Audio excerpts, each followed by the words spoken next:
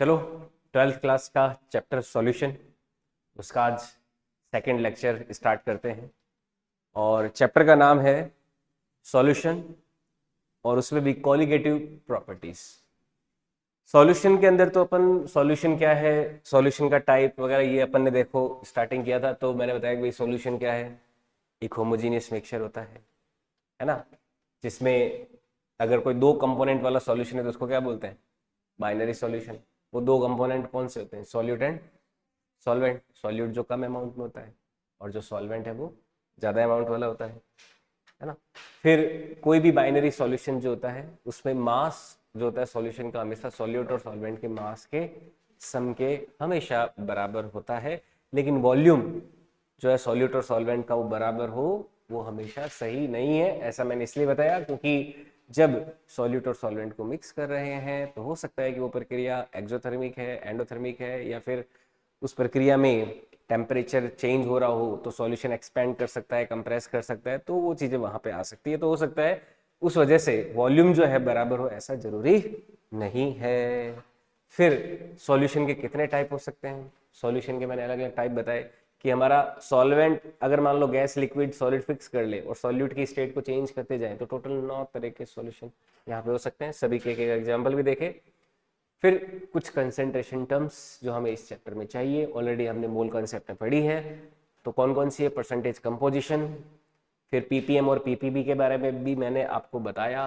Percentage composition में parts of solute ऊपर रहता है, नीचे रहता है पार्ट ऑफ सॉल्यूशन इनटू 100, और इसमें कई तरह की कंसेंट्रेशन टर्म्स हैं, वो देखिए हमने।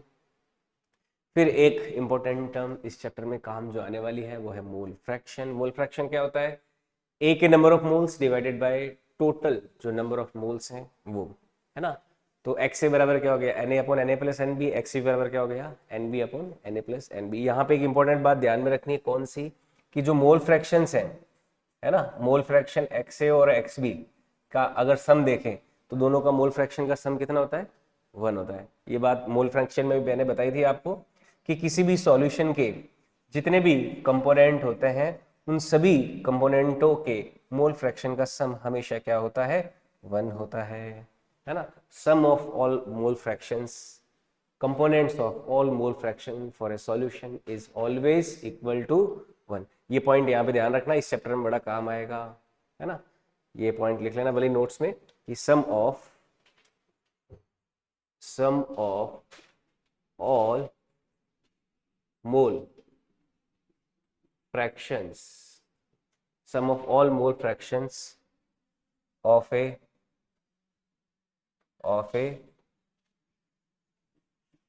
solution is always equal to 1, always equal to 1। किसी एक सॉल्यूशन के लिए उसके जितने भी कंपोनेंट्स हैं, जितने भी उसके मतलब जिनसे वो मिलकर बना हुआ है, उन सभी के मोल फ्रैक्शन का सम क्या होगा, 1 होगा। बड़ी इंपॉर्टेंट क्वांटिटी हमने देखी। फिर molarity, moles of solute divided by volume of solution, किसमें, लीटर में काम में लेना है, किसमें काम में लेना है, लीटर में, है ना। तो ये मोलैरिटी, मोलैरिटी के एक दो क्वेश्चन देखे। फिर आती है मोलैलिटी। मोलैलिटी में क्या होता है, moles of solute divided by mass of solvent रहता है। सॉल्वेंट के मास का डिवाइड करना, और सॉल्वेंट का मास भी किस में होना चाहिए, केजी में। जितने भी कंसेंट्रेशन टर्म पढ़ते हैं उन सभी में नीचे सॉल्यूशन के लिए कुछ कुछ होता है, लेकिन यहाँ पर ही केवल एक ऐसी क्वांटिटी है जिसमें हम किसका यूज कर रहे हैं, सॉल्वेंट को यूज कर रहे हैं। ठीक है, ये हो गई मोलैलिटी। फिर मैंने आपको बताया कि क्या होती है सॉल्युबिलिटी। तो सॉल्युबिलिटी, एक सॉल्यूट को जब सॉल्यूशन बनाने के लिए सॉल्वेंट में जब मिक्स करते हैं उस समय सॉल्यूट की जो मैक्सिमम अमाउंट है at certain temperature and pressure. क्यों, क्योंकि मैंने बताया कि टेम्परेचर प्रेशर चेंज करने से जो सॉल्युबिलिटी है वो बढ़ या घट सकती है। तो यहाँ पर जो मैक्सिमम अमाउंट है at certain temperature and pressure, यही क्या होती है, हमारी सॉल्युबिलिटी होती है। ठीक है, सॉल्यूशन के टाइप अगर सॉल्युबिलिटी का ध्यान में रखते हुए देखें, अगर सॉल्युबिलिटी के बराबर सॉल्यूट की अमाउंट है तो उसको बोलते हैं सैचुरेटेड सॉल्यूशन, कम है तो अंडर सैचुरेटेड, बहुत ज़्यादा है तो ओवर सैचुरेटेड। ठीक है, फिर ये हमने यहाँ पे पढ़ा। ठीक है, अब देखो आगे अपन इस चैप्टर को बढ़ाते हैं। अब ये जो सॉल्युबिलिटी जो आई है, इस सॉल्युबिलिटी को हम अलग अलग तरह के केसेस में अपन पढ़ने वाले हैं। सबसे पहले जो सॉल्युबिलिटी पढ़ेंगे कि ये जो सॉल्युबिलिटी है, सॉल्युबिलिटी अगर अपन किसी सॉलिड को लिक्विड में मिलाते हैं, किसी गैस को लिक्विड में मिलाते हैं, किसी लिक्विड को लिक्विड में मिलाते हैं, तो यहाँ पे 3 तरह की सॉल्युबिलिटी अपन पढ़ने वाले हैं। कौन कौन सी? देखो यहाँ पे जो सॉल्युबिलिटी है, इसको क्लासिफिकेशन आप ध्यान से समझना। अपन यहाँ पे क्या पढ़ेंगे, जो ये सॉल्युबिलिटी है, ये हमारी सॉल्युबिलिटी, इसको 3 कैटेगरी में हम पूरे इस चैप्टर में पढ़ने वाले हैं। और इस सॉल्युबिलिटी को पढ़ने के बाद हमारी कॉलिगेटिव प्रॉपर्टीज स्टार्ट हो जाएगी। इस सॉल्युबिलिटी को 3 कैटेगरी में कैसे पढ़ेंगे? कौन कौन सी कैटेगरी देखो सॉल्युबिलिटी की। एक तो है solubility of solid in liquid. एक तो क्या है? Solubility of solid in liquid. अपन सबसे पहले पढ़ेंगे कि जो सॉलिड है उसको जब किसी लिक्विड में डिसॉल्व किया जाता है तो किस तरह से डिसॉल्व होता है, कौन कौन से फैक्टर्स किस किस तरह से काम करते हैं, उसके बारे में पढ़ेंगे। फिर आता है solubility of gas in liquid. Solubility of gas in liquid. फिर अपन जो दूसरा पार्ट पढ़ते हैं सॉल्युबिलिटी में, वो क्या पढ़ते हैं? Solubility of gas in liquid पढ़ते हैं। गैस को जब डिसॉल्व करते हैं लिक्विड में तो सॉल्युबिलिटी पर क्या क्या इफेक्ट पड़ता है।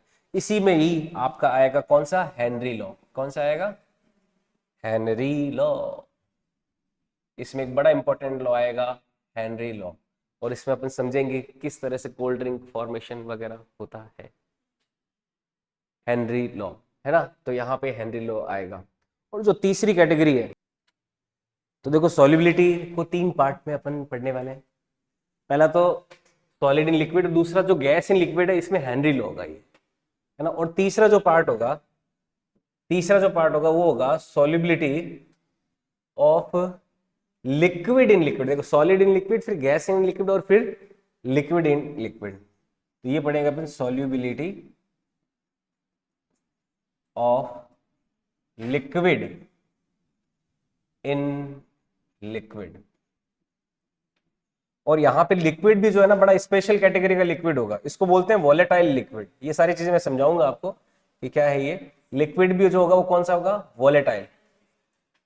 वॉलेटाइल लिक्विड होगा। वॉलेटाइल लिक्विड एक ऐसा होता है जो वेपर बनाता है, उस लिक्विड की बात होगी। और उसमें जो लॉ पढ़ेंगे ये कौन सा होगा? Raoult's law. इसमें हम पढ़ेंगे राउल्ट लॉ। तो सॉल्युबिलिटी की ये 3 कैटेगरीज अपन पहले पढ़ते हैं। उसके बाद में हमारा जो नेक्स्ट पार्ट शुरू होता है वो होता है कॉलिगेटिव प्रॉपर्टीज, है ना। तो सबसे पहले solubility of solid in liquid से शुरुआत करते हैं, ठीक है। एक एक करके लेते हैं। Solubility of solid in liquid. आगे बढ़े, देखो नेक्स्ट सबसे पहले लेते हैं solubility of solid in liquid. Solubility of solid in liquids. Liquids में सॉलिड्स की सॉल्युबिलिटी को पढ़ते हैं। देखो ये जो सॉल्युबिलिटी होती है ये कैसे होती है, क्या होती है, इसमें क्या क्या फैक्टर जो है इसको इफेक्ट करते हैं। इसमें देखो क्या होता है, वैसे तो बहुत सारी चीजें हैं समझने के लिए। भाई सॉलिड जो है कई तरह के होते हैं, आयनिक सॉलिड होते हैं, कोवेलेंट सॉलिड होते हैं, कई सारे सॉलिड होते हैं। लेकिन अपन अगर बात करें आयनिक सॉलिड की, जिनके अंदर थोड़ी बहुत आयनिक प्रॉपर्टीज हो, कुछ बहुत स्ट्रॉन्ग आयनिक होते हैं, 100% आयनिक होते हैं, कुछ पार्शियली आयनिक होते हैं। तो ऐसे सॉलिड्स को जब लिक्विड्स के अंदर डिसॉल्व करते हैं, जब भी हम किसी सॉलिड को लिक्विड के अंदर डिसॉल्व करते हैं, सॉलिड को जब लिक्विड के अंदर डिसॉल्व करते हैं, देखो यहाँ पे प्रोसेस क्या होता है। इसमें देखो मैकेनिज्म अगर बात करें कि क्या मैकेनिज्म होती है, तो इसमें मैकेनिज्म में क्या देखने को मिलता है कि जो सॉलिड है पहले डिसोसिएट होता है। सॉलिड क्या होता है, टूटता है। सॉलिड किसी, अगर मान लो सॉलिड आयनिक है तो वो पॉजिटिव और नेगेटिव आयन से मिलकर बना हुआ है, तो जैसे ही उसको लिक्विड के अंदर मिलाएंगे तो वो क्या होगा, डिसोसिएट होगा। क्या होगा वो, डिसोसिएट, टूटेगा, है ना, टूट के लिक्विड के अंदर डिसॉल्व होगा। तो स्टार्टिंग में डिसोसिएट होता जाएगा सॉलिड, जैसे ही अपन लिक्विड के अंदर मिलाएंगे डिसोसिएट होता रहेगा होता रहेगा होता रहेगा। लेकिन यहां पर एक बात ध्यान देने वाली यह है कि सॉलिड के पार्टिकल लिक्विड में पड़े हैं, है ना। जैसे सॉलिड जो है, मान लो ए बी कोई सॉलिड है, ये जब लिक्विड में मिलाया गया, जब क्या मिला रहे हो, लिक्विड में मिला रहे हो, तो ये टूट रहा है किसमें, ए प्लस बी में, ठीक है। जब ए प्लस बी में टूटता है तो इसको तो बोलते हैं डिसोसिएशन। क्या बोलते हैं इसको, डिसोसिएशन। जब सॉलिड को लिक्विड में मिलाते हैं तो पहले वो डिसोसिएट होता है ऐसे, ठीक है। लेकिन ये ए और बी क्योंकि लिक्विड के अंदर ही मौजूद है, तो इनको वापस एसोसिएट होने से किसी ने रोका थोड़ी ना है ना। तो ये क्या होते हैं, वापस उसी टाइम पे ही एसोसिएट भी होते रहते हैं। इसको बोलते हैं एसोसिएशन। क्या बोलते हैं इसको, एसोसिएशन। समझ में आई बात। तो जब भी किसी सॉलिड को लिक्विड में अपन मिलाते हैं तो क्या होता है, स्टार्टिंग में डिसोसिएशन होता है, लेकिन जो डिसोसिएट हुए पार्टिकल है उसी टाइम पे एसोसिएट भी होते हैं।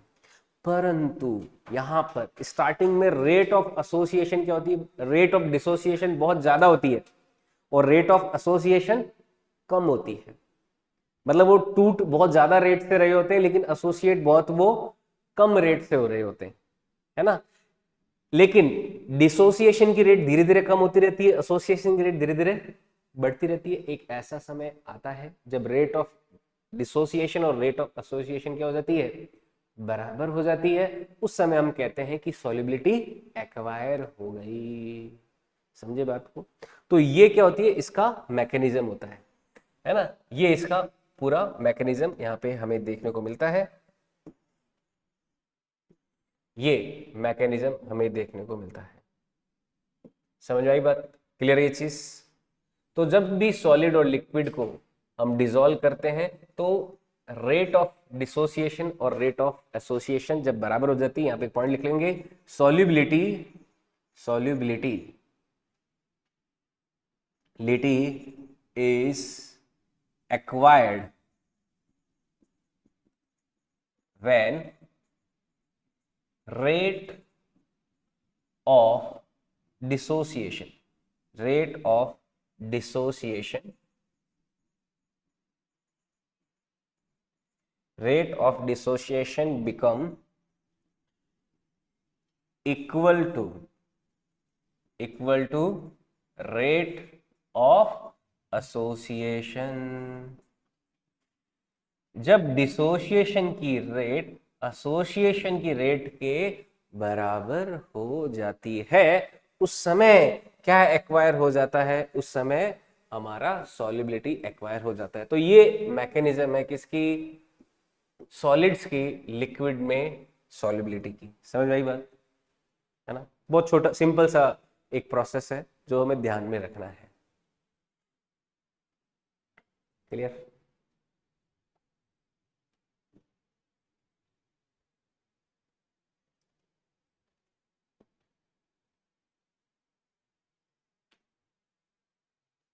ये होता है एसोसिएशन एंड डिसोसिएशन का प्रोसेस सॉलिड की लिक्विड में सॉल्युबिलिटी के टाइम। नोट कर लिया, आगे बढ़े। अब देखो ये जो सॉल्युबिलिटी है, इसको क्या क्या फैक्टर्स अफेक्ट कर सकते हैं, है ना। क्या क्या फैक्टर अफेक्ट कर सकते हैं उन पे बात करते हैं। Factors affecting solubility of solids and liquid, इसी के लिए क्या क्या फैक्टर रेस्पॉन्सिबल होंगे। तो factors affecting factor affecting solubility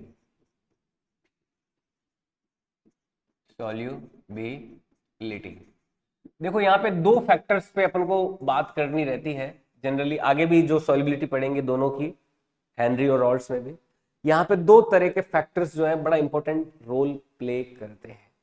पहला जो फैक्टर है वो तो है टेम्परेचर, और दूसरा कौन सा है, प्रेशर। तो हम प्रेशर और टेम्परेचर दोनों की बात करेंगे। सबसे पहले हम बात करते हैं इफेक्ट ऑफ टेम्परेचर। किसकी बात कर रहे हैं अपन, इफेक्ट ऑफ टेम्परेचर।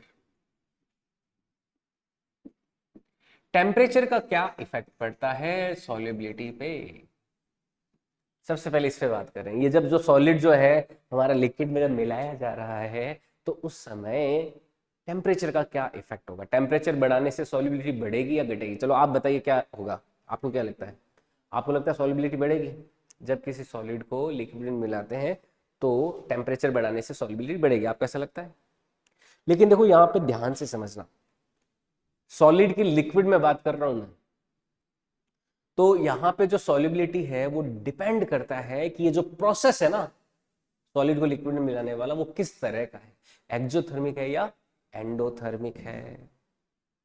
जैसे चीनी को पानी में जब मिलाते हो, आप गौर से देखना, जब आप गिलास है ना, स्टील की गिलास, एक पानी लेना नॉर्मल टेम्परेचर का, उसमें चीनी मिलाना, चीनी को घोलना, आप देखना कि आपका जो स्टील का गिलास उसका टेम्परेचर थोड़ा सा कम हो जाता है, होता है ना। तो चीनी का पानी में मिलाने वाला जो प्रोसेस है वो कैसा है, एंडो है या एक्सो है, एंडोथर्मिक है ना। एंडोथर्मिक यानी कि वो हीट को सराउंडिंग से एब्जॉर्ब कर रहा है, तभी तो गिलास का टेम्परेचर क्या हो गया, डाउन। अगर कोई ऐसा प्रोसेस है जो एंडोथर्मिक है, तो ऐसे केस में अगर आप, कोई क्या चाहता है, हीट लेना चाहता है, अगर आप उसको हीट दोगे तो वो उस प्रोसेस को क्या करेगा, फेवरेबली पूरा करवाएगा। यानी कि अगर कोई सॉलिड को लिक्विड में मिलाने वाला प्रोसेस एंडोथर्मिक है तो आप हीट दोगे तो सॉल्युबिलिटी बढ़ेगी। लेकिन अगर प्रोसेस एक्सोथर्मिक है, चूने को पानी में मिला दो, कड़ी करते हैं ना, कड़ी करते समय क्या करते हैं, चूने को पानी में मिलाते हैं तो क्या होती है, हीट जनरेट होती है। अगर कोई प्रोसेस एक्सोथर्मिक है तो ऐसे केस में सराउंडिंग का टेम्परेचर जब कम होगा, क्योंकि कोई हीट देना चाहता है, तो आप क्या कंडीशन बनाओगे उसके सराउंडिंग में लेने वाली, तब क्या होगा, सॉल्युबिलिटी बढ़ेगी। समझ में आई बात। कोई अगर देना चाहता है, आप उसके सराउंडिंग में ऐसा माहौल बना दो कि हाँ दे दे, हम ले लेंगे, तो क्या करेगा, उसके लिए फेवरेबल कंडीशन है। तो एक्सोथर्मिक प्रोसेस में अगर सराउंडिंग का टेम्परेचर डाउन करते हैं तो सॉल्युबिलिटी बढ़ती है, एंडोथर्मिक प्रोसेस में सराउंडिंग का टेम्परेचर बढ़ाते हो तो सॉल्युबिलिटी बढ़ेगी। समझ में आया बात। तो यहां पर इफेक्ट ऑफ टेम्परेचर में अपन क्या बात लिखेंगे, it depends upon type of process, it depend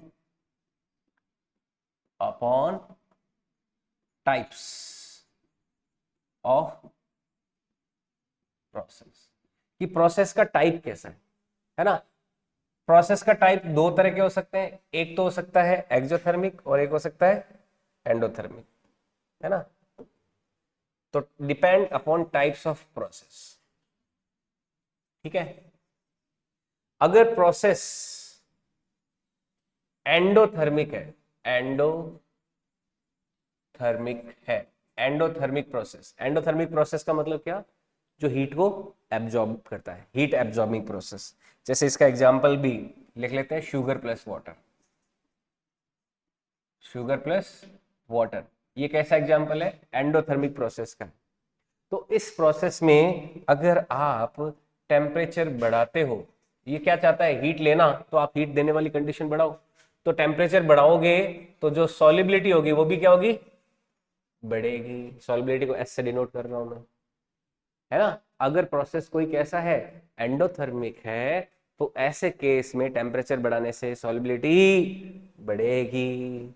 दूसरा केस, अगर प्रोसेस एक्सोथर्मिक है, अगर प्रोसेस क्या है, एक्सोथर्मिक, एग्जाम्पल के तौर पे चूना, चूने का क्या होता है, calcium carbonate CuCO3 plus H2, ये एक्सोथर्मिक प्रोसेस है ना। तो इसमें अगर आप टेम्परेचर बढ़ाते हो तो सॉल्युबिलिटी क्या होगी, घटेगी। समझ में आई बात। एक्सोथर्मिक है तो क्या करना पड़ेगा, टेम्परेचर घटाओगे तो सॉल्युबिलिटी बढ़ेगी। समझ में आई बात। और यहाँ पे टेम्परेचर अगर कम करते हो एंडो में तो सॉल्युबिलिटी घटेगी। तो क्या हो सकता है, सॉल्युबिलिटी बढ़ भी सकती है, घट भी सकती है। डिपेंड किस पे करेगा, प्रोसेस के टाइप पे, कि प्रोसेस का टाइप कैसा है। ठीक है, एक्सोथर्मिक है या एंडोथर्मिक है। समझ में आई बात, क्लियर है ये चीज?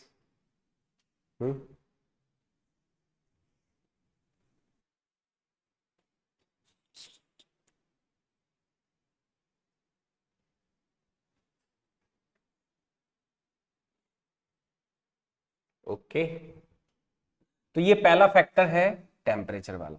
अब दूसरा जो फैक्टर है वो पढ़ेंगे अपन, कौन सा, प्रेशर का, इफेक्ट ऑफ प्रेशर। ये अपन कौन सी सॉल्युबिलिटी की बात कर रहे हैं, solubility of solid in liquid की बात कर रहे हैं, है ना। नेक्स्ट दूसरा फैक्टर, आगे बढ़े तो नेक्स्ट लेते हैं effect of pressure, effect of pressure.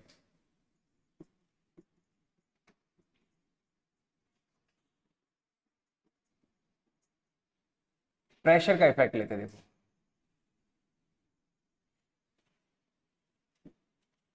Effect of pressure क्या है। देखो कोई भी लिक्विड में अगर आप सॉलिड मिला रहे हो, जैसे मान लीजिए ये कोई लिक्विड है और उसमें आप सॉलिड को मिलाए जा रहे हो, ये लिक्विड है हमारा और इसमें हमने सॉलिड को मिलाया। अब सॉलिड के क्या होंगे, ऐसे दाने होंगे, है ना। अब इस सॉलिड के ऊपर अगर आप पिस्टन लगा भी देते हो, मान लो यहां पे पिस्टन लगा दिया,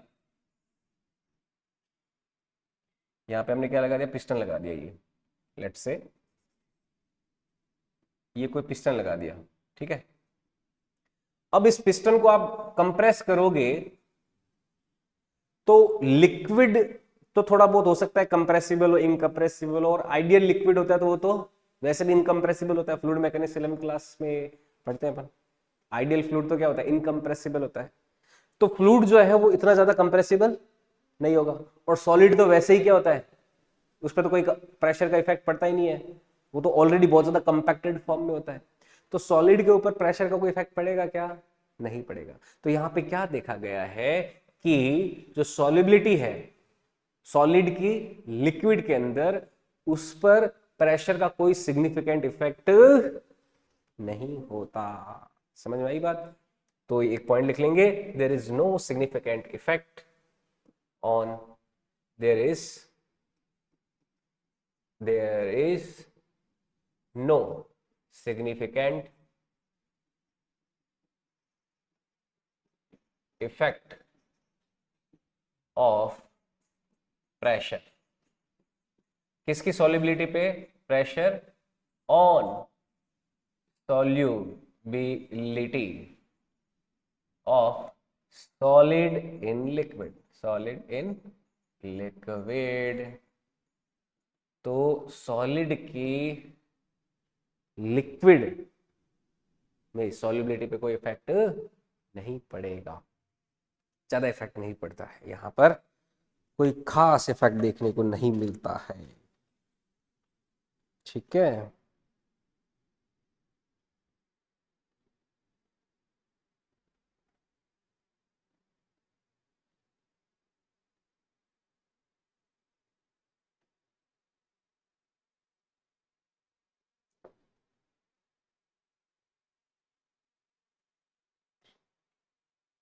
ओके,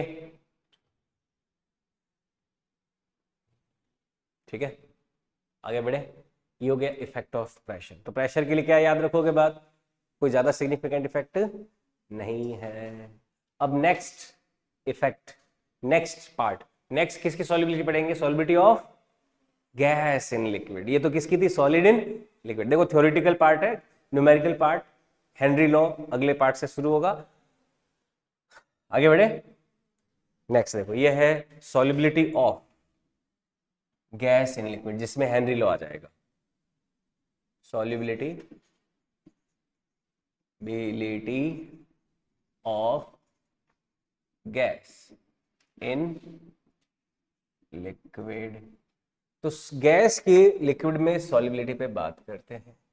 किस तरह से गैस जो है लिक्विड में सॉल्युबल होती है, उसके ऊपर टेम्परेचर और प्रेशर का क्या इफेक्ट पड़ेगा, किस तरह से टेम्परेचर और प्रेशर जो है इस प्रोसेस को कंट्रोल करेंगे।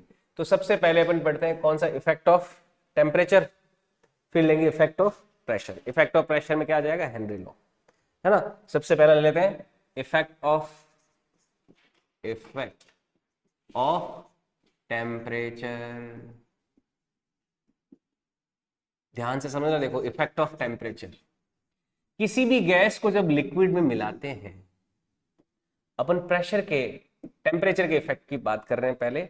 जैसे ये कोई लिक्विड है, मान लो ये कोई, मान लो मैं लिक्विड ले रहा हूं, किसी ग्लास में मान लो लिक्विड ले लेते हैं, और इस लिक्विड में हम मिलाने वाले हैं गैस को,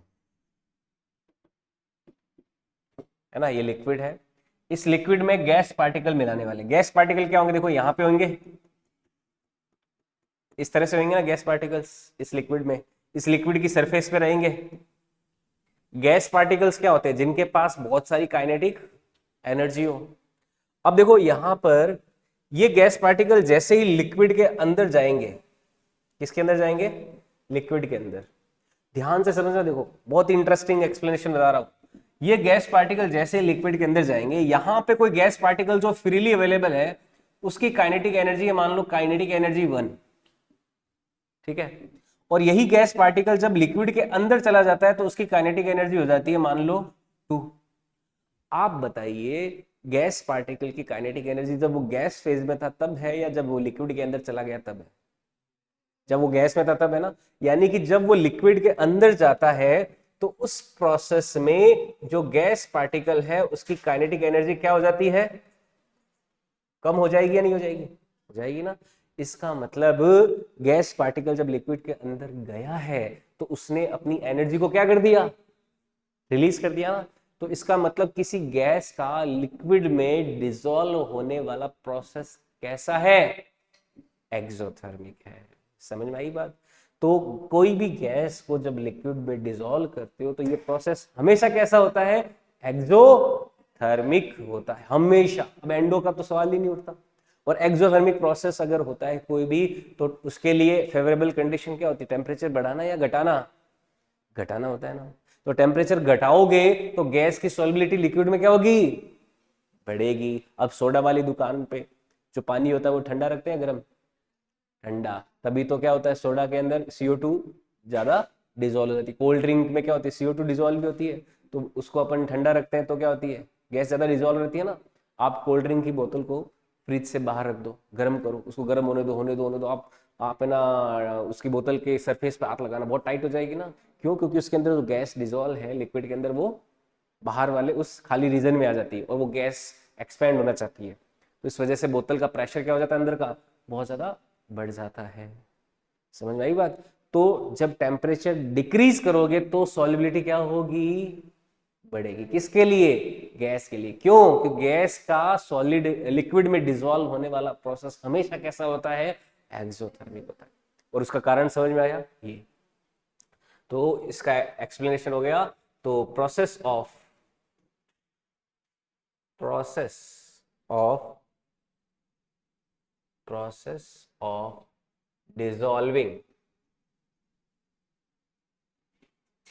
dissolving gas in liquid is always exothermic, है ना। किसी गैस का लिक्विड में डिसॉल्व होने वाला प्रोसेस हमेशा क्या होता है, एक्सोथर्मिक होता है। सो फॉर इंक्रीजिंग, है ना, सो solubility इंक्रीजेस, कब इंक्रीज होगी, बाय टेम्परेचर डिक्रीजेस। तो टेम्परेचर जब डिक्रीज करोगे तो ही सॉल्युबिलिटी क्या होगी, इंक्रीज होगी। और सॉल्युबिलिटी डिक्रीज कब होगी, जब आप टेम्परेचर को इंक्रीज कर दोगे। समझ में आई बात। ये हो गया effect of temperature. effect of temperature on solubility.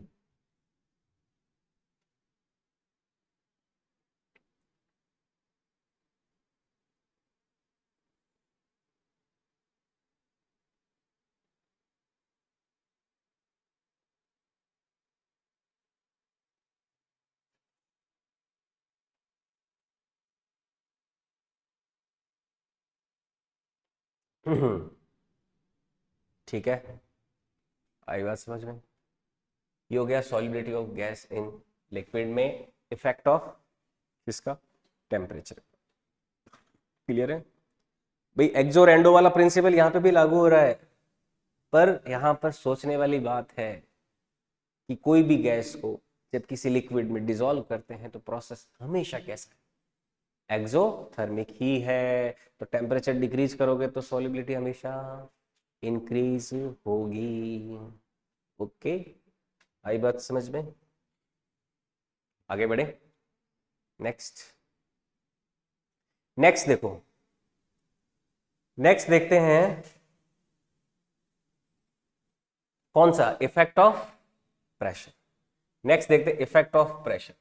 किसी भी गैस की सॉल्युबिलिटी में प्रेशर का क्या इफेक्ट पड़ेगा? इफेक्ट ऑफ प्रेशर,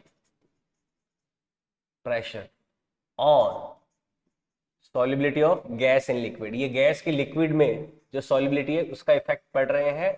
और ये जो लॉ होता है यहाँ पे, इस लॉ को क्या बोलते हैं? Henry law. हेनरी नाम के एक साइंटिस्ट ने इसे फॉर्मुलेट किया था, तो इसलिए इसको हेनरी लॉ बोलते हैं। हेनरी का लॉ, हेनरी लॉ,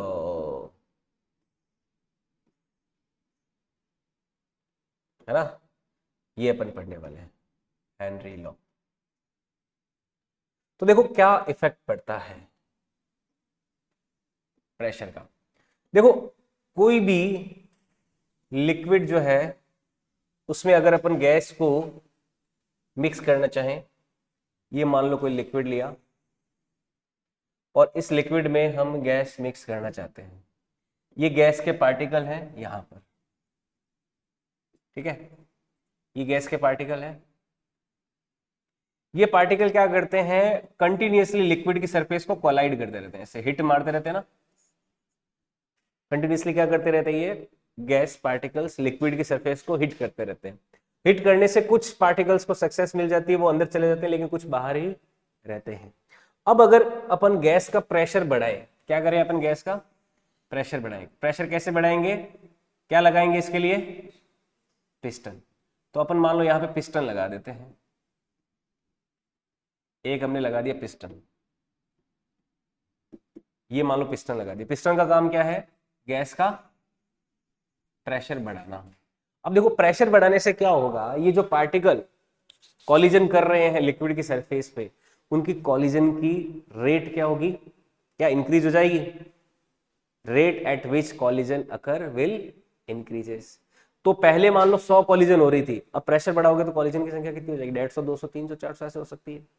तो ऐसे पार्टिकल्स जो लिक्विड के अंदर जा रहे हैं उनकी संख्या भी क्या होगी?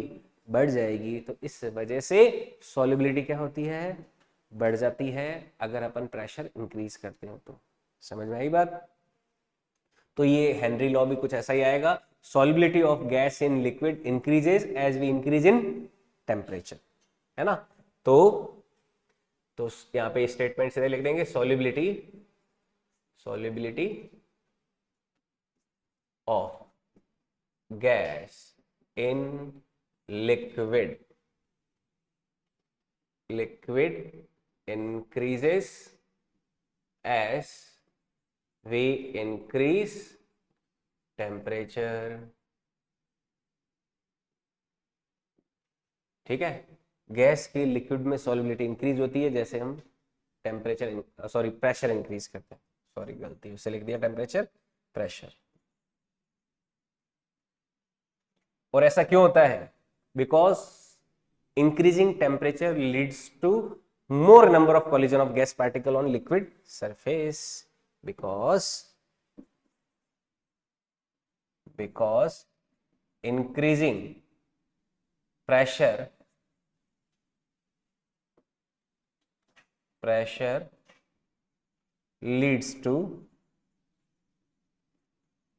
more number of collisions, more number of collisions on liquid surface. Pressure increase करने से जो नंबर ऑफ कॉलिजन्स की संख्या है गैस पार्टिकल्स की लिक्विड पर वो बढ़ जाती है और उसी वजह से हमारा गैस का टेम्परेचर गैस का सॉल्युबिलिटी लिक्विड में इंक्रीज हो जाता है।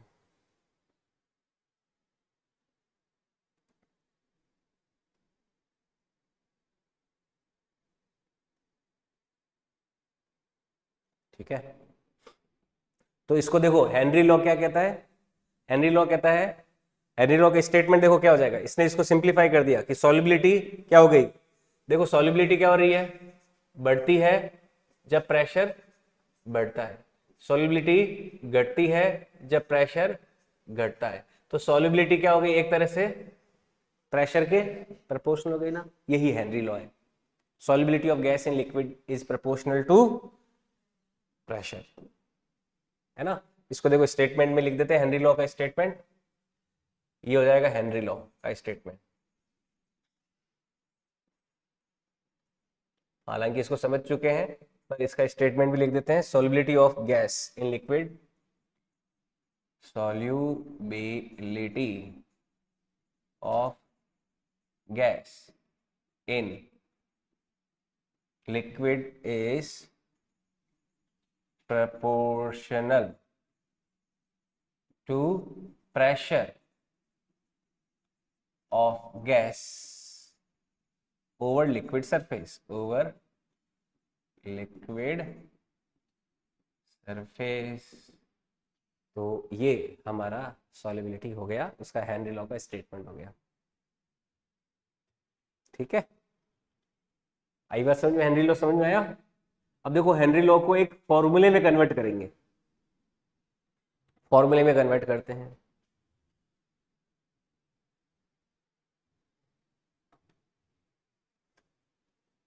देखो सॉल्युबिलिटी जो है प्रेशर के प्रोपोर्शनल है, ये नोट कर लिया, नोट कर लीजिए।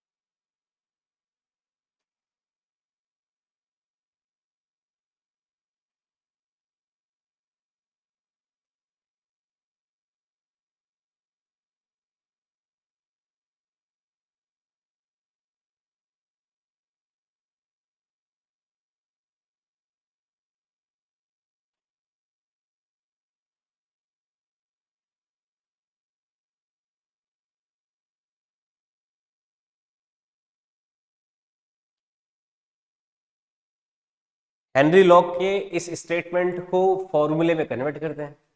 देखो फॉर्मूले में कैसे कन्वर्ट करते हैं, यहां पे अपन क्या देख रहे हैं कि भाई सॉल्युबिलिटी किसके प्रोपोर्शनल है, प्रेशर के। या फिर ऐसा लिख सकते हैं pressure is proportional to solubility, या फिर प्रेशर प्रोपोर्शनल का साइन हटेगा तो क्या आएगा, के इंटू एस। ये हेनरी लॉ का एक फॉर्मूला हो गया। लेकिन हेनरी ने क्या किया, देखो अब सॉल्युबिलिटी जो होती है, सॉल्युबिलिटी, सॉल्युबिलिटी क्या है, कंसंट्रेशन ही तो एक तरह से। सॉल्युबिलिटी क्या है, कंसंट्रेशन। तो यहाँ पे सॉल्युबिलिटी की जगह अपन कोई भी कंसंट्रेशन टर्म यूज कर सकते हैं, मोलैरिटी भी यूज कर सकते हैं, मोलैलिटी भी यूज कर सकते हैं। लेकिन अपन यहाँ पर एक स्पेशल, मतलब वेट बाय वेट वाली भी यूज कर सकते हैं, वेट बाय वॉल्यूम वाली, सब तरह की जो कंसंट्रेशन टर्म्स अपन को पता है वो सॉल्युबिलिटी के लिए यूज कर सकते हैं। सॉल्युबिलिटी का मतलब कितना है, कितना सॉल्यूट कितने सॉल्यूशन में, यही तो होता है सॉल्युबिलिटी, है ना। लेकिन हेनरी ने जो फॉर्मूला डेवलप किया उसमें सॉल्युबिलिटी की जगह उसने कौन सी वाली टर्म यूज की, मोल फ्रैक्शन की यूज की। क्या यूज की, यहां पे देखो सॉल्युबिलिटी जो है वो अपन कुछ भी ले सकते हैं, वेट बाय वेट परसेंटेज ले सकते हैं, वेट बाय वॉल्यूम परसेंटेज भी ले सकते हैं, या फिर सॉल्युबिलिटी के लिए मोलैरिटी भी ले सकते हो, मोलैलिटी भी ले सकते हो, या फिर मोल फ्रैक्शन भी ले सकते हो। हेनरी ने यहाँ पे सॉल्युबिलिटी के लिए कौन सी टर्म यूज की? मोल फ्रैक्शन वाली। तो जब मोल फ्रैक्शन की यूज करते हैं सॉल्युबिलिटी के लिए टर्म, तो ये आता है सॉल्युबिलिटी के लिए P बराबर आ जाएगा यहां से K टाइम X। क्या आ जाएगा? K times X। और यहाँ पे K जो है, इस K को हम बोलते हैं KH। नीचे क्या लगा देते? छोटा सा H, है ना? ये K टाइम्स H हो जाता है। P बराबर K टाइम्स H हो जाएगा। और ये जो KH है इसको बोलते हैं हेनरी लॉ कांस्टेंट। ये जो KH है ये क्या कहलाता है? Henry law constant. और x क्या होगा? ये मोल फ्रैक्शन। यहाँ पे x है मोल फ्रैक्शन, और p हो गया हमारा प्रेशर, और x क्या है? मोल फ्रैक्शन है। सॉल्युबिलिटी है, सॉल्युबिलिटी को आप किसी भी कंसंट्रेशन टर्म से डिनोट कर सकते हो। यहाँ पे हेनरी ने अपने फॉर्मूले को डेवलप करने के लिए किसको लिया? KH इंटू एक्स को लिया। KH क्या हो गया? यहाँ पे हेनरी लॉ कांस्टेंट हो गया। ठीक है।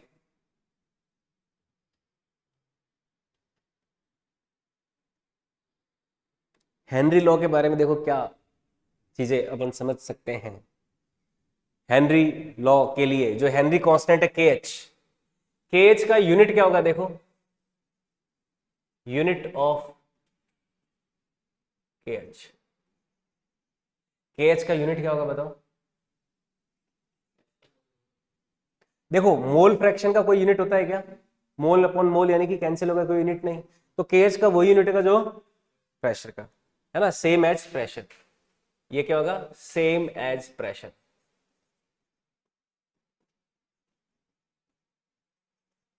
जो प्रेशर का यूनिट है वही क्या होगा? हमारा KH का यूनिट होगा। प्रेशर के यूनिट कौन कौन से हो सकते हैं? ATM, bar, newton per metre square, mm of Hg, कई तरह के हो सकते हैं प्रेशर के यूनिट। वो सारे यूनिट क्या हो सकते हैं? KH के भी हो सकते हैं। समझ में आई बात? ठीक है।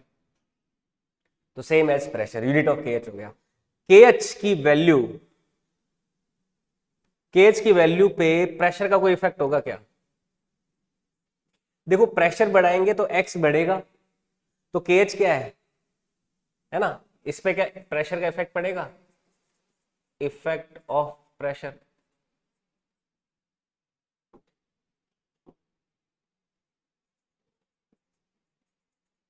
प्रेशर ऑन KH, KH की वैल्यू पे क्या प्रेशर का इफेक्ट पड़ेगा? बताओ। क्योंकि KH क्या है? KH बराबर क्या है? P अपॉन X है। तो P बढ़ाने से क्या KH बढ़ेगा क्या? नहीं। क्यों? क्योंकि P बढ़ाओगे तो X भी तो बढ़ेगा। तो ये क्या रहने वाला है? कांस्टेंट। तो no effect, no effect of pressure. KH में इफेक्ट का कोई प्रेशर का कोई इफेक्ट नहीं होता KH पर। फिर टेम्परेचर का इफेक्ट देखें तो, इफेक्ट ऑफ टेम्परेचर,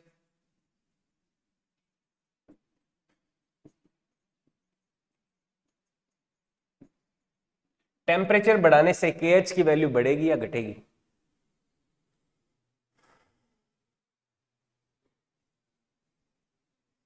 टेम्परेचर अगर बढ़ाते हो तो बताओ KH का वैल्यू बढ़ेगा या घटेगा? है? घटेगा? पक्का? सोच लो।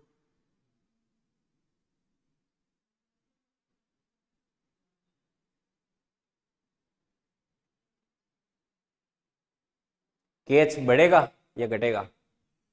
टेम्परेचर बढ़ाते हो किसी गैस का तो सॉल्युबिलिटी क्या होती है उसकी? कम होती है, ज्यादा? मान लो प्रेशर फिक्स रखते हो, प्रेशर क्या रखा हमने? फिक्स। टेम्परेचर बढ़ाया तो एक्स की वैल्यू क्या होगी? कम होगी। एक्स की वैल्यू कम होगी तो KH की वैल्यू बढ़ेगी। समझ में आया बात? सॉल्युबिलिटी घटेगी ना, किसी गैस का टेम्परेचर बढ़ाओगे तो सॉलिबिलिटी घटेगी। अभी ये मैंने बताया टेम्परेचर बढ़ाने से सॉलिबिलिटी क्या होती है, गैस की लिक्विड में कम होती है। तो टेम्परेचर बढ़ाया तो एक्स क्या होगा, कम। एक्स कम होगा तो के एच बढ़ेगा। तो यहाँ पे ये बात ध्यान रखना, K H increases as temperature increases. बड़ा इंपॉर्टेंट पॉइंट है ये। के एच की वैल्यू क्या होती है, इंक्रीज हो जाती है एज टेम्परेचर इंक्रीजेस। क्यों, एज जो मोल फ्रैक्शन या सॉल्युबिलिटी है वो क्या हो रही है, डिक्रीज हो रही है। ये इसका कारण है। बड़ा इंपॉर्टेंट पॉइंट है ये। इस पे गलती हो जाती है क्वेश्चन वगैरह सॉल्व करते समय, या कोई भी थ्योरेटिकल क्वेश्चन पूछा गया है तो, है ना। प्रेशर का कोई इफेक्ट नहीं है केएच की वैल्यू पे, पर टेम्परेचर का इफेक्ट है। नोट कर लो ये पॉइंट।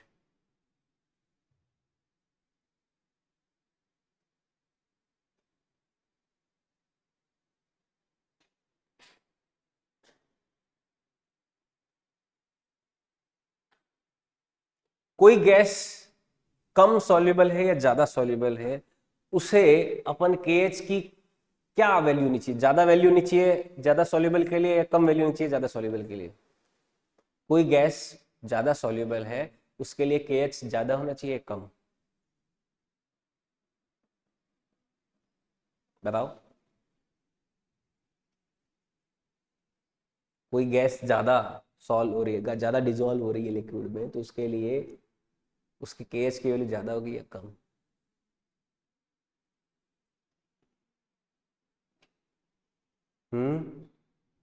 देखो, कोई गैस ज्यादा डिजोल्व हो रही है, नहीं उसका मोल फ्रैक्शन क्या है, ज्यादा। मान लो कोई एक एटीएम प्रेशर है, एटमॉस्फेरिक प्रेशर लिया हमने, उस एक एटीएम में किसी का मोल फ्रैक्शन ज्यादा है तो उसका केएच क्या होगा, कम।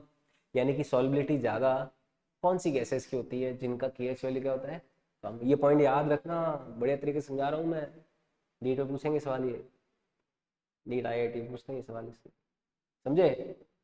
कोई भी गैस की सॉल्युबिलिटी ज्यादा है तो उसका केएच वैल्यू क्या होगा, कम। क्योंकि प्रेशर तो सेम रख रहे हैं, मान लो 180 रख रहे हैं, एटमोस्फियर के एक्सपोजर में रख रहे हैं उस प्रोसेस को। तो यहाँ पर एक पॉइंट लिख लेना, नोट। ये नोट क्या है कि हायर, नोट क्या है, higher the KH value, higher the KH value, higher the KH value. अगर केएच वैल्यू ज्यादा है तो सॉल्युबिलिटी क्या होगी, क्या होगी, कम। Gas is less soluble, gas is less soluble and lower the KH value, lower the KH value, gas is more soluble। KH value अगर लोअर है तो गैस क्या है, मोर सॉल्युबल है, ज्यादा सॉल्युबल है गैस। समझ में आई बात ये, ठीक है ना। बहुत ही छोटे छोटे पॉइंट्स हैं, इन सभी छोटे छोटे पॉइंट्स के क्वेश्चंस बन सकते हैं, है ना। यहाँ पे अगर हेनरी लॉ का एक्सप्रेशन जो है वो हो गया अपना P बराबर के एच इंटू एक्स। अगर के एच की वैल्यू निकालनी है किसी भी गैस के लिए तो हमें एक ग्राफ खींचना पड़ेगा, किसके किसके बीच में, प्रेशर और मोल फ्रैक्शन के बीच में, है ना। यहाँ पे एक पॉइंट है कि अगर हमें एक्सपेरिमेंटल वैल्यू निकालनी है के एच की, तो हम किसके बीच में ग्राफ खींचेंगे, एक्स एक्सिस पे तो मोल फ्रैक्शन ले लेंगे और वाई एक्सिस पे प्रेशर ले लेंगे। तो ग्राफ कैसा आएगा, y बराबर एम एक्स आ जाएगा। y बराबर एम एक्स वाला ग्राफ कैसा होता है, straight line passing from origin वाला ग्राफ आएगा ना, बताओ। Straight line passing from origin, y बराबर एम एक्स वाला ग्राफ आ गया। और इसका जो स्लोप होगा, स्लोप क्या हो गया, tan थीटा।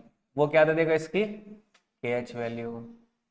तो जो slope of P x graph होगा वो हमें क्या देगा, के एच की वैल्यू देगा। तो के एच हमारा क्या हो जाएगा यहाँ पे, K H is equal to slope of P and chi graph. P and chi graph का जो स्लोप होगा वो हमें क्या देगा, के एच की वैल्यू देगा। समझ में आई बात।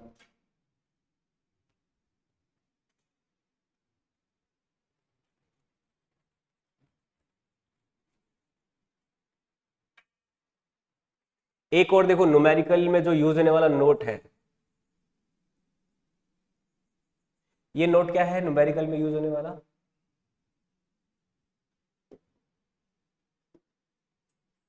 देखो समझना इसको, नोट कर लिया ये। अगर कोई लिक्विड के ऊपर मल्टीपल गैसेज हो, मल्टीपल गैस यानी कि ऑक्सीजन भी है, नाइट्रोजन भी है, CO2 भी है, सब तरह की गैसेज है किसी लिक्विड के ऊपर, तो ऐसे केस में हम प्रेशर कौन सा यूज करेंगे? कौन सा यूज करेंगे? पार्शियल यूज करेंगे, है ना। ये इंपॉर्टेंट नोट है यहाँ पे, ये नोट कर लिया ये वाला स्लाइड। आगे बढ़ूं। अगर कोई गैस का कंटेनर लिया, कोई कंटेनर लिया, उस कंटेनर में लेट्स से मल्टीपल गैसेज मौजूद है ना, बहुत सारी गैसेज हैं। ये मान लो लिक्विड है और इस लिक्विड के ऊपर बहुत सारी गैसेज है। एक ये तरह की गैस हो गई और दूसरी गैस इस तरह की हो गई, तो सबके अपने अपने प्रेशर होंगे। मान लो गैस ए है, उसका प्रेशर तो PA है, गैस बी है, उसका प्रेशर PB है, तो यहाँ पे PA PB क्या हो गई? पार्शियल प्रेशर ऑफ ए और बी हो गए, है ना। तो अगर मल्टीपल गैसेस मौजूद है, in case of in case of multiple gases on liquid, अगर लिक्विड के ऊपर क्या है? मल्टीपल गैसेस हैं, तो यहां पे प्रेशर कौन सा यूज होगा? पार्शियल प्रेशर यूज होगा। ठीक है, तो इसमें partial pressure of gas is used, partial pressure of gas is used in Henry formula, in Henry formula. समझ आई बात? ये सारी बातें अपन थ्योरेटिकल जो हेनरी फॉर्मूले में होती है, हेनरी फॉर्मूले में पॉसिबल है, वो हम यहाँ पे समझ लिया। इन सबको अपन ने न्यूमेरिकल में यूज करना है। न्यूमेरिकल में ये सारी चीजें अपन यूज करेंगे, पार्शियल प्रेशर को भी लेंगे, वो भी न्यूमेरिकल करेंगे, सिंपल जो हेनरी लॉ के फॉर्मूले के न्यूमेरिकल है वो भी अपन करेंगे।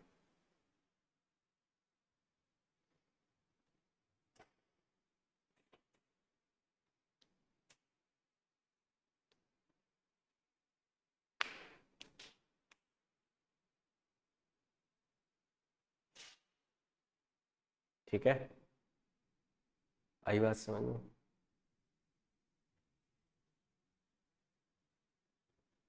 नोट कर लीजिए इसको, हेनरी फार्मूला के एक दो क्वेश्चन देख लेते हैं।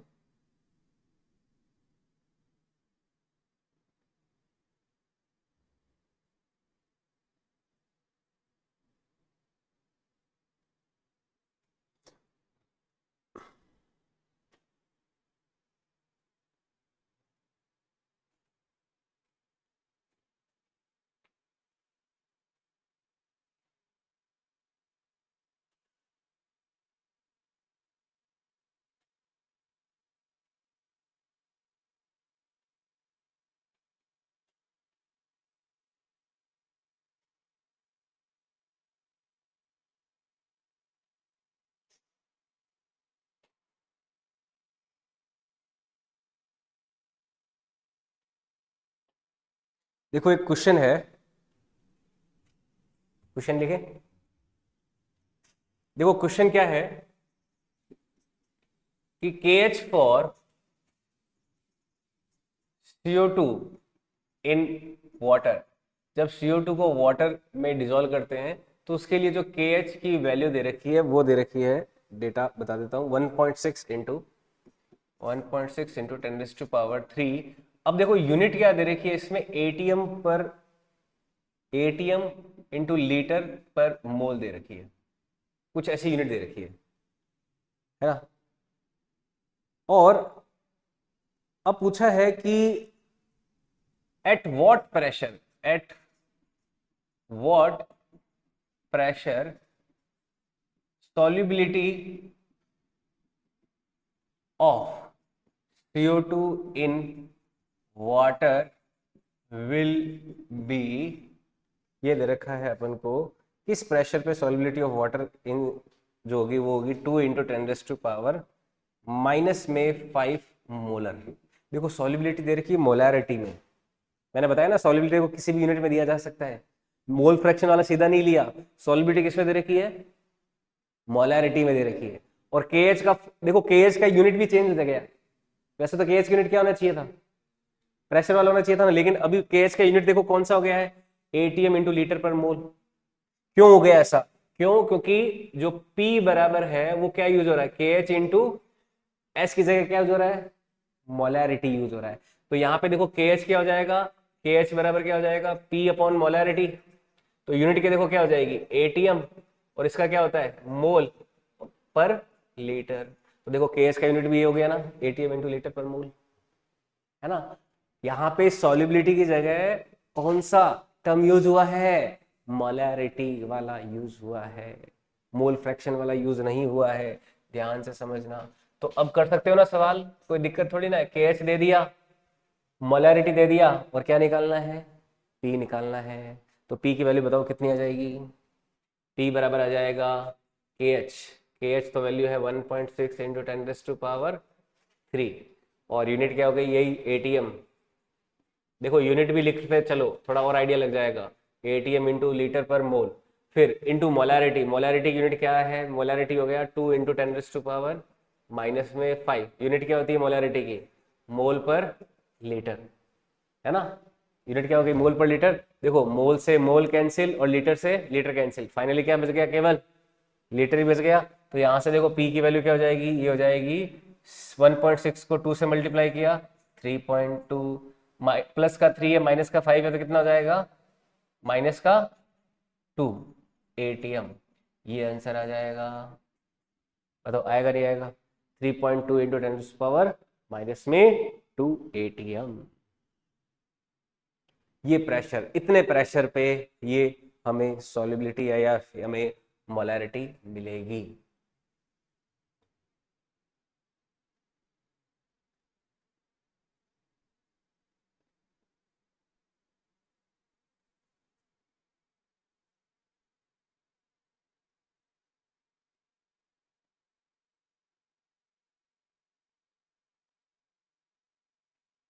ठीक है, आई बात समझ में। हेनरी लॉ के और क्वेश्चन भी अपन करेंगे, है ना, कुछ क्वेश्चंस और देखेंगे हेनरी लॉ के, फिर अपन रॉल्स लॉ शुरू कर देंगे। तो अभी आज के लिए इतना ही रखते हैं, यहाँ से आगे नेक्स्ट क्लास में करते हैं।